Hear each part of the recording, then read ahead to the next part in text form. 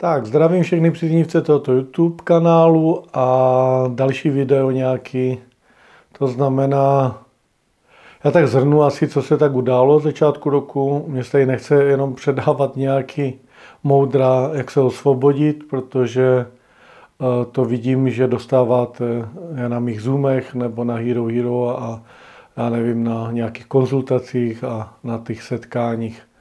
Tam to má nějaký smysl větší, hlubší, ale to neznamená, že se nemůžeme propojit i tady na YouTube.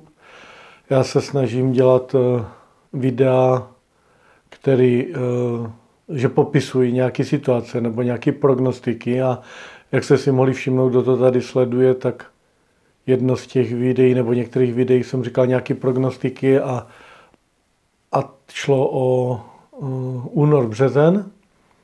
A tam jsem řekl, že ten únor a březen bude zajímavý pro spoustu lidí a tak se i děje. A pokračuje to i teď v dubnu, takže bych tomu chtěl tak nějak říct pár slov. To znamená, že to, co se děje teďka v dubnu, co následuje ještě, nebo co pokračuje z toho března, tak je hodně o únavě a o těle, ale ne o takové té únavě, jak dřív vždycky každý říkal, transformace, zastav se, nechoď do práce a tak. Jasně, kdo už má něco zmáklého, nebo podle toho, nebo vidím to na té cestě těch lidí, kteří nějak se mnou jdou a jsou s něma v kontaktu a mám tam nějaké zpětné vazby, tak ti lidi, kteří to mají trochu zmákli, tak už si nějakým způsobem říkali super, teď už to jenom pojede. Ono to jede, oni to vidějí, tam je ten nadhled, jsou v té roli, už ne v té roli toho konajícího nebo toho, co chce všechno nějakým způsobem vyřešit, ale teďka přišlo na řadu tělo. Jo? Já vím, že tohle se nějak opakuje, nebo je spousta lidí, která o tom mluvila dřív, pokud se tady transformujeme. To není, že se tady transformujeme v nějaké světelné bytosti, ale je to tak, že to tělo se teďka přeskládává a není to z důvodu toho, že bychom byli nějaký vyšší bytosti na vyšším úrovni, ale je to z toho důvodu, že pokud že ty podmínky jsou příznivé, jo? A ty podmínky jsou příznivé proto, aby více lidí bylo schopno vidět, probudit se, nějakým způsobem vidět, že tady kým z té podstaty jsou, že tady nepřišli dělat otroky pro nějakou společnost, že tady nepřišli proto, aby museli v té dualitě vyvažovat natolik, že si musí udělat nějaký respekt, něco dokázat, že musí být vidění, že chtějí tady něco tvořit, aby byli něco lepšího. Takže tohle všechno opadlo. Jo? Ty lidi rozpoznávají, že si tady nepřišli proto, tady bojovat v tom plus a minus, ale že je tady možnost, nemusí to být pro všechny, ale že je tady možnost ustálit, rozpoznat a být si v nějaké, řekněme, jiné úrovni toho bytí, této reality. A ta jiná úroveň je, že rozpoznáme, kým my z té podstaty jsme. To je to pěkný v nás a to tam vždycky bylo. A tohle pěkný můžeme žít v naplnění, lásce a ve svobodě.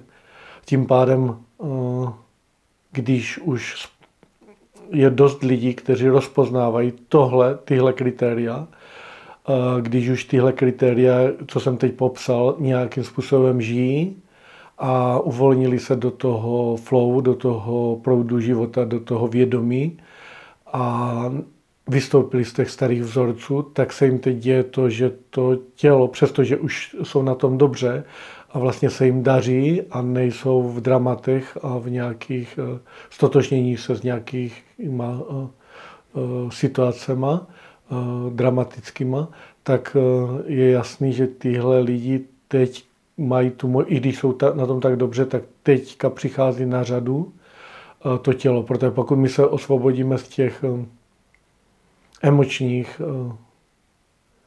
řekněme, vrstev, které se tam naskládaly, jak jsme šli proti sobě, tak teďka přichází to tělo.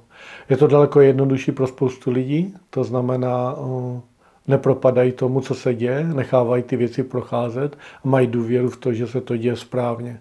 Ale to neznamená, že teďka nejsou unavení, že to znovu a znovu jak kdyby zastavuje a že to nepouští do různých aktivit, aby to tělo mělo dostatek možností se v noci regenerovat. A to není regenerace, je to vlastně ozdravování tím proudem toho, co tady bylo rozpoznáno. Pokud to nebylo rozpoznáno, pokud je tam totální nevědomost, tak to je tak, že tihle lidé si myslí a lítají někde po doktorech a řeší nějaké věci a zkoušejí nějaké alternativní prostředky a plačou, že nemají energii a jsou nemocní a jsou unavení a neví proč a jsou nešťastní a tak. Takže ten rozdíl je, pokud vy jste si toho vědomi, jo, tak už to sami jako teďka vidíte. Určitě vám pomůžou i tyhle slova, tohle vysvětlení vám bude jasný, vy s tím budete plně souznět a vám bude jasný, že to, co teďka říkám, že tak je. Jo? Vy to nepotřebujete ani jak prozkoumávat, jenom to tam takhle dost svakává, protože někdy se ta pochybnost v něčem jak kdyby objeví, ale ta pochybnost se objevuje hlavně u toho, podle té úrovně, té kapacity, jak jste osvobození. Takže takovým nějakým způsobem jsem chtěl k tomu vyjádřit. Jo. Bude to mít ještě fakt dynamiku, já jsem o tom mluvil už v roce 22 a 23, myslím, že ten rok 25, 26, 27 bude nejsilnější. Takže ta dynamika bude do toho roku 27. S tím samozřejmě, že můžu teďka i říct, že spousta lidí, opravdu spousta lidí, kteří se mnou šli 2, 3 nebo 4 roky, tak se teďka mi píšou zpětnou vazbu, že se odpojují, protože už mají jak kdyby splněno, už nepotřebují žádné další informace, nepotřebují žádné další provázení. Ale zase se spousta připojuje na nějaký dlouhodobější provázení, protože já to vidím, že 1, 2krát, 5krát něco zvědomit, to není ono.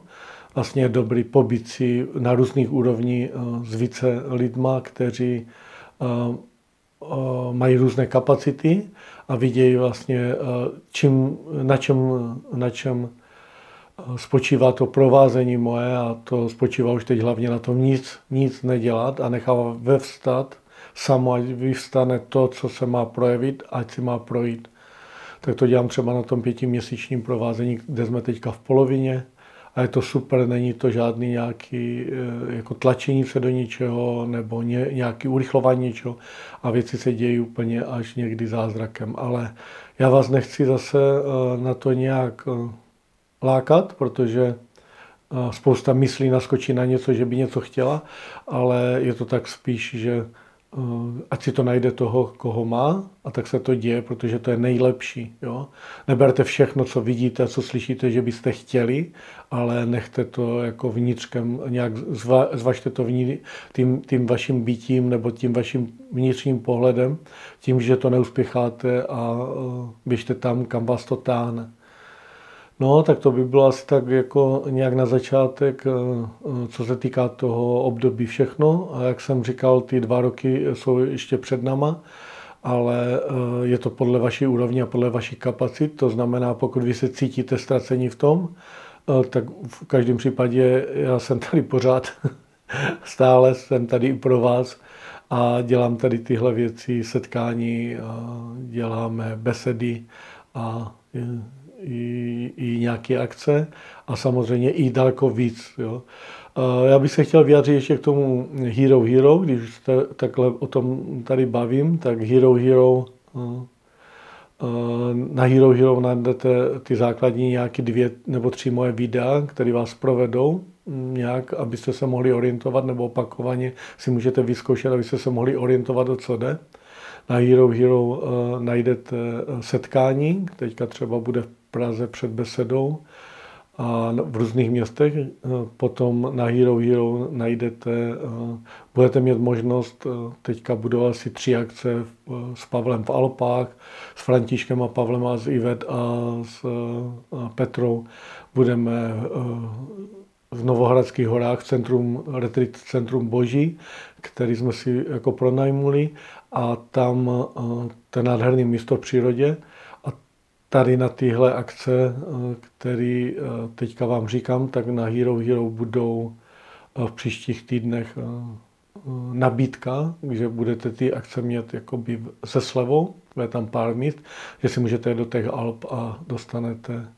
Kdo se první ozve, já to tam dám třeba během 2 týdnů, a kdo se první ozve na tu nabídku, tak třeba prvních 5 tak dostanou výraznou slevu na naše akce. Pak lidi, kteří jsou na Hero Hero dlouhodobě od začátku, tak budou pozvaní na jednu takovou hodně zajímavou akci, která bude v létě. Bude to grilování u mě a mám tady pozvaný svoje kamarády, anebo ty, co tady tu jednoduchost jdou. Potom, ale nejenom ti, ale samozřejmě, co tady kamarádi tohle dělám, to je nekomerční akce. Pak budu dělat pro Hero Hero setkání u mě celý víkend, prostě v létě, v červenci, asi to bude v polovině července. Budete mít celý víkend, že všichni, kdo jsou na Hero Hero a přihlásí se na tuto akci, registrují se, tak mají zdarma kompletní grill a přespání tady v kempingu, mě na zahradě a v ateliéru, a můžou si tady užívat tu naši usedlost vlastně celý víkend. Tohle setkání už proběhlo loni, letos ho zase budu dělat, budeme si grillovat to nejlepší maso a užívat si, bude tady čepované pivo a tak. Takže takové věci, jako jsou pro ty na Hero Hero, samozřejmě my se propojujeme, můžete tam dávat otázky, můžete tam psat do zpráv, kde jste se mnou v kontaktu, takže tím, že jdete na Hero třeba na 2, na 3 měsíce, podpoříte, je to 250 Kč za měsíc, podpoříte jak to, co já dělám, všechno, máte z toho nějaký užitek a ještě je to tak, že vlastně podporujete tady ten YouTube kanál, jo? A to tvoření na YouTube kanálu. Já se budu snažit dávat teďka ještě víc videí a asi do budoucna budu dělat víc rozhovorů i zase zpátky s lidmi, kteří tu jednoduchost jdou. A tak, jak jsem to dělal v prvním kole, tak nějací naskočili, že byly rozhovory, a teďka bych chtěl třeba udělat rozhovory s někým, kdo dřív si už myslel, že už je osvobozený, asi před těma 2, 3 rokama, jak tady přišel na rozhovory, a jak to vidí teďka. Jo? Takže počítám, že bych chtěl oslovit určitě z těch, co tady byli, Táru Svobodovou, a chtěl bych oslovit na znovu rozhovor, bych chtěl oslovit asi Pavlu Čadovou, protože tu taky takhle sledují. A pak tam jsou prostě nějaký, kterýma nejsou kontaktu, který vlastně přišli nějak sdílet, ale mě jde o to, kde dneska jsme, jaká ta cesta k tomu vedla, jaký tam jsou pochopení, jaký tam jsou vhledy a co se jim vlastně za tu dobu událo.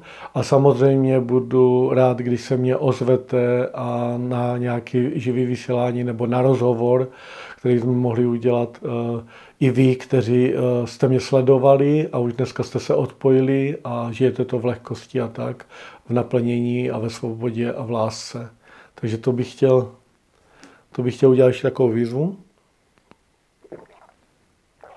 Samozřejmě to nechci nějak tlačit, že tady bude každý ten rozhovor, jak někde, já nevím, na jiných kanálech, to vůbec ne. Ale těch pár rozhovorů, třeba jeden za měsíc, bych chtěl udělat. No, uvidíme, co se ukáže, dal jsem to teď do prostoru. Dále, co bych chtěl možná sdílet, je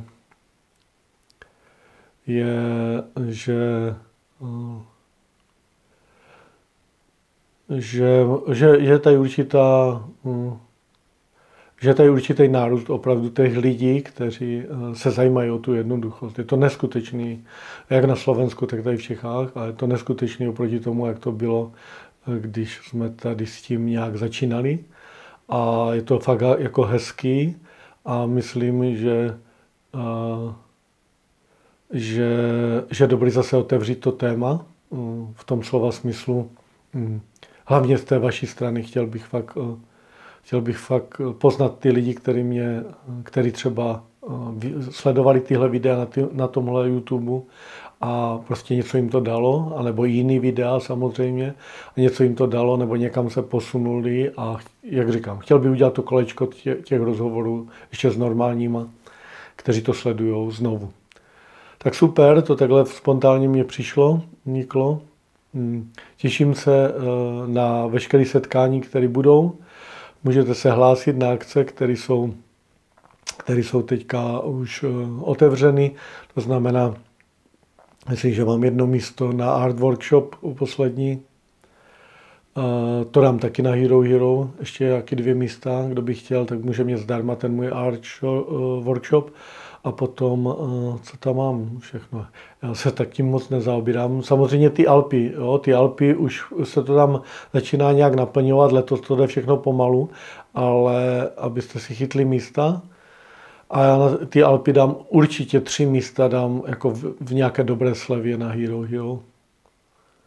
Jo, a nechci kecat jenom o těch akcích, ty se najdete na mojich stránkách, protože už by to tak nějak vypadalo.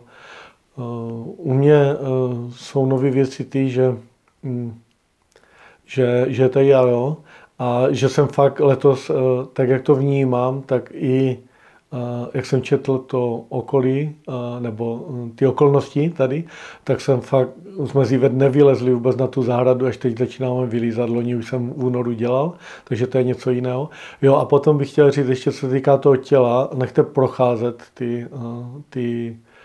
ty vaše témata, jo, prostě pokud měl někdo třeba někde z práce nějak namáhanou ruku nebo nějaký tyhle a teďka se mu ta ruka ozve, jo, po 10 letech, tak se tomu nedivte. Pokud se cítíte kompletně jak kdyby plní, naplnění, jak pytel, prostě pořád jak kdyby přejezení, pokud se cítíte unavení, jo, takový těžcí, tak je to úplně normální, teďka se to děje. Pokud se vám dějou věci ve spánku, že brníte, že vibrujete, že máte úzkosti ve spánku, že nemůžete spát, že jste rozvibrovaní a budíte se často. Je to všechno pro ty, kdo jsou uvědomělí, tak je tam jasný, nechávejte to být, když to není třeba příjemný, nechávejte to procházet, nepotřebujete to nějak zvědomovat, necháváte to tak jít, jak si to přijde.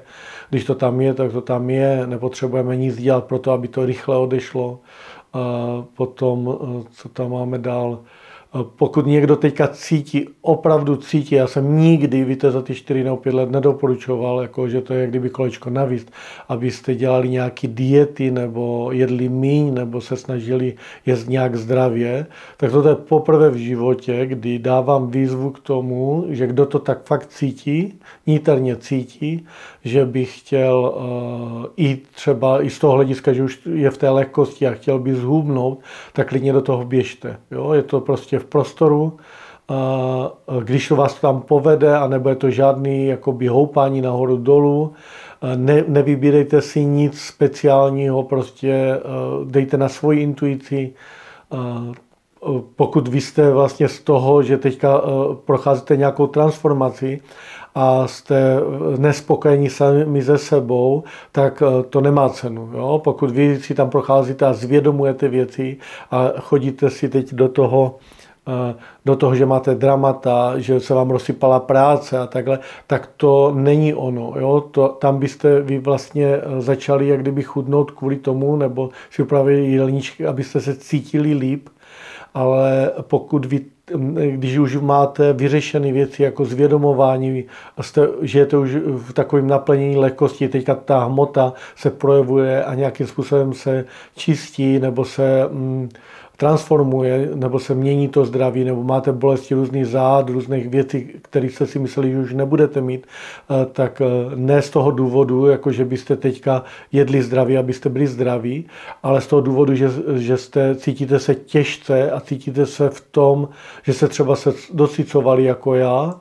Jo, já jsem se dosycoval těma kolama, Coca-Coly, jídlo, všechno jsem jedl bez nějakého omezení.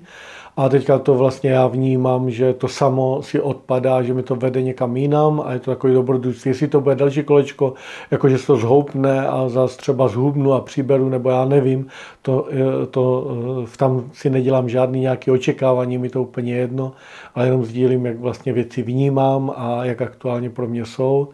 A to je všechno asi. No.